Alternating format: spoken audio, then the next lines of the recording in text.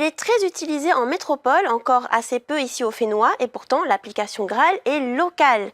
Ses utilisations sont multiples, tant dans la culture que pour la sécurité. On en parle tout de suite avec notre invité.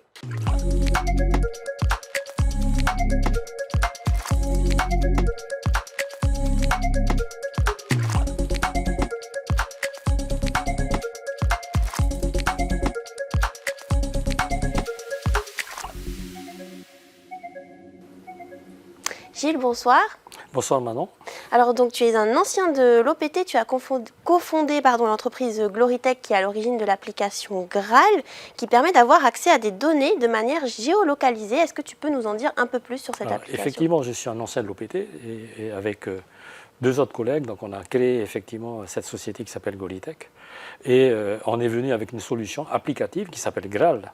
Et Graal, c'est quoi? C'est tout simplement la possibilité qu'on donne à tout un chacun d'avoir sa propre carte, sa propre map, aussi bien localement que mondialement.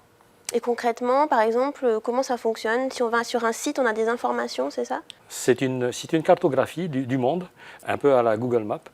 Lorsqu'on ouvre l'application, eh bien, on est géolocalisé. Et donc, à partir du moment où on est géolocalisé, on est capable de te dire exactement tout ce qui se passe autour de toi, aussi bien en matière culturelle, touristique, en matière de jeu, puisque également, c'est une partie de Graal, de pouvoir effectivement avoir cette partie ludique. Alors avec Graal, vous avez reçu plusieurs récompenses. Vous avez été lauréat puis finaliste du prix Innovation Mobile du concours Innovation Outre-mer. C'était en 2022 et 2023. Graal, c'est une application donc locale, mais qui est quand même pas mal utilisée en métropole. D'ailleurs, tu me disais, vous avez été récompensé il y a quelques semaines là. Exactement. Donc il y a à peine 2 semaines, on a été récompensé d'une médaille d'or. Donc c'est vraiment une grosse surprise pour nous. Mais en fait, ça récompense 7 ans de travail. Et notamment dans un domaine où on n'avait pas particulièrement pensé, qui est le domaine de la gestion de la crise, dans le domaine de la sécurité. Et notre client qui est Géopost, eh bien, il a présenté notre dossier et devant tout un parterre de grosses sociétés du CAC 40, on a remporté la médaille d'or devant la SNCF, devant Airbus. Voilà. Quelles sont les applications de Graal en métropole? Tu me disais que c'est quand même pas mal utilisé par plusieurs villes.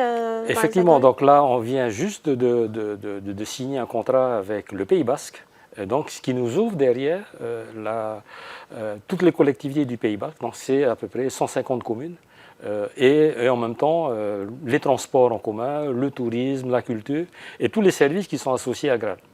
Alors ici aussi, Graal est utilisé, notamment dans la commune de Terehe-Amanu. Nous sommes allés à leur rencontre. Ça a été utilisé pendant les JO et puis ça va être utilisé par nos comités du tourisme. Voilà. Tous les lieux remarquables, on peut les renseigner. Et une de mes disons, révolutions administratives, c'est d'organiser nos services techniques avec Graal. Lorsqu'on va aller sur le terrain, lorsqu'on fera une intervention sur le terrain, c'est de géolocaliser l'intervention pour qu'il y ait une trace, qu'il y ait un suivi et qu'il y ait, entre guillemets, un contrôle de l'action qui a été réalisée sur le terrain par le parc à matériel.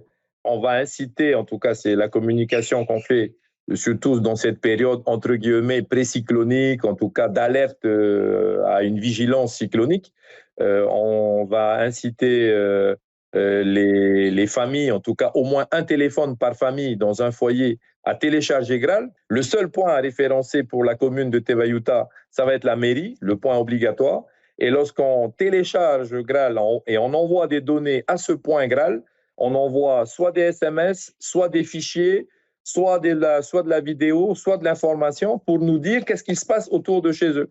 Est-ce qu'il y a une crue? Est-ce qu'il y a un arbre qui est tombé? Est-ce qu'il y a une maison qui s'est écroulée? Tout ça va être archivé, géolocalisé par rapport à la carte de Tevayuta et ça va permettre des interventions beaucoup plus ciblées et puis prioriser les interventions. Donc, il ne faut pas qu'on soit, qu'on ne tourne pas le dos à une solution polynésienne. C'est une société polynésienne.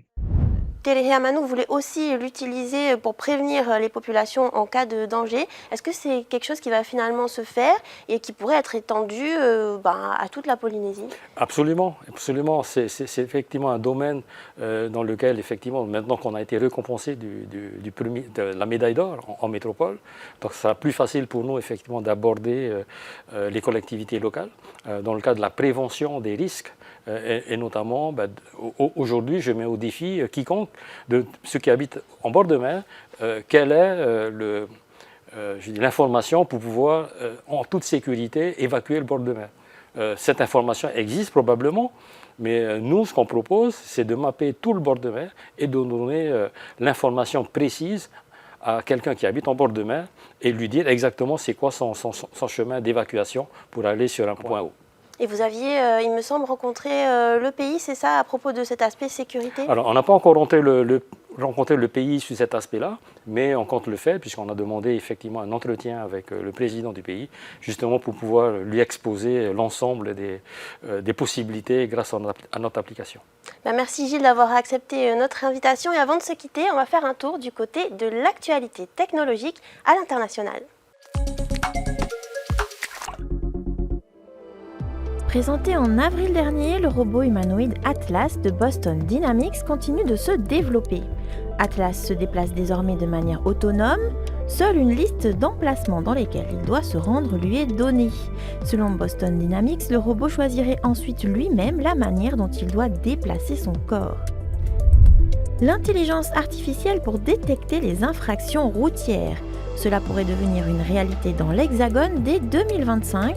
Selon Libération et France Info, l'annonce de l'utilisation de l'IA dans la lutte contre les infractions routières était présente dans une annexe du projet de loi de finances 2025. L'IA permettrait de détecter l'utilisation du téléphone au volant, le non-port de la ceinture de sécurité, ainsi que le non-respect des distances de sécurité.